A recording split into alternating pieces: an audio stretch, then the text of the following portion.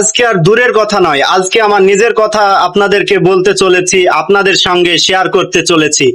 আসসালামু আলাইকুম everyone, let's come to the my page. যারা এখন পর্যন্ত আমার পেজের সঙ্গে যুক্ত হননি তারা অবশ্যই আমার পেজের সঙ্গে যুক্ত হয়ে যাবেন এবং নিয়ে যাবেন ভালোবাসা।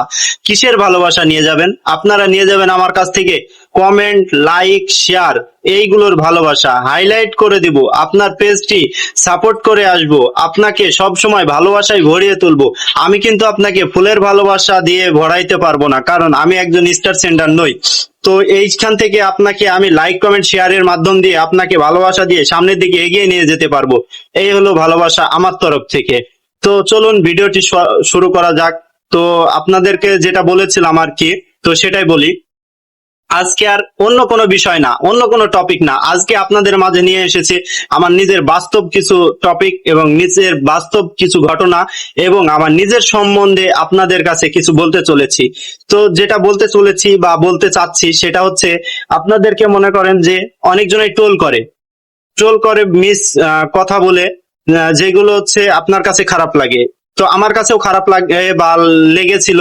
তো আমার যখন মানে আরেকটি পেজ ছিল আমার, যেটা হচ্ছে সেকেন্ডারি পেজ।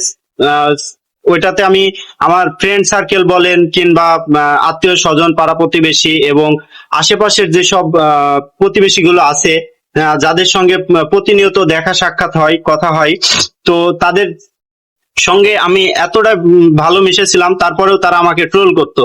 তো ট্রোল করার মূল উদ্দেশ্যটা কি কি আপনারা কি জানেন? আমার মনে হয় আপনারা জানেন, তারপরে আপনাদেরকে বিষয়টা বলাটা অনেক জরুরি আমার কাছে মনে হয়। তো তারা আমাকে ট্রোল করতো এভাবে। আমি মনে করেন যে একটা ফানি ভিডিও বানাচ্ছি, আমি কিন্তু ভিডিও বানানোর চেষ্টা করি বা সুন্দর সুন্দর কন্টেন্ট আপনাদেরকে উপহার দেওয়ার চেষ্টা করি, উপহার দিয়ে থাকি। জানি না আপনাদের কাছে ভালো লেগে থাকে কিনা, ভালো লাগলে যদি ভালো লেগে থাকে তাহলে লাইক, কমেন্ট, শেয়ার করে পাশে থাকবেন।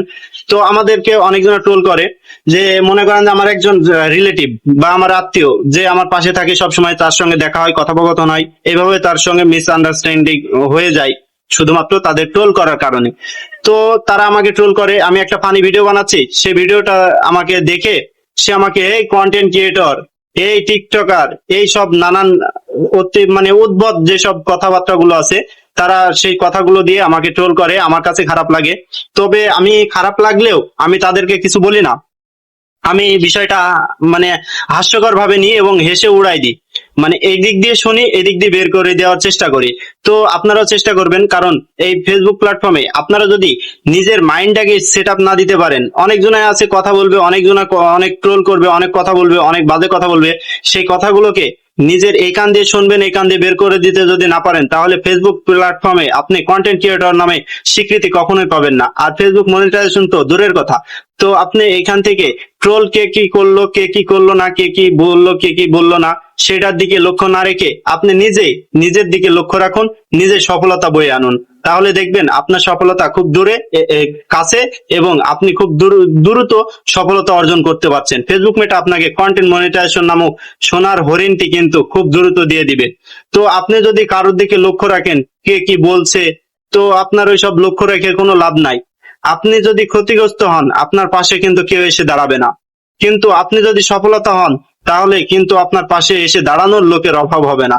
তো সেই ক্ষেত্রে আপনাকে বলি, কে কি বললো, কে কি বললো, কে কি বললো না, কে কি করলো, কে কি করলো না, এসব দেখার কোনো মানে আসে না। আপনি আপনার মতো এগিয়ে যান। তো এই ছিল আমার এই ভিডিওটির মাধ্যম দিয়ে আপনাদেরকে প্রকাশ করানো এবং আপনাদেরকে উৎসাহিত করার। তো এই বলে আমার ছোট্ট ভিডিওটি শেষ করছি। আসসালামু আলাইকুম, খোদা হাফেজ।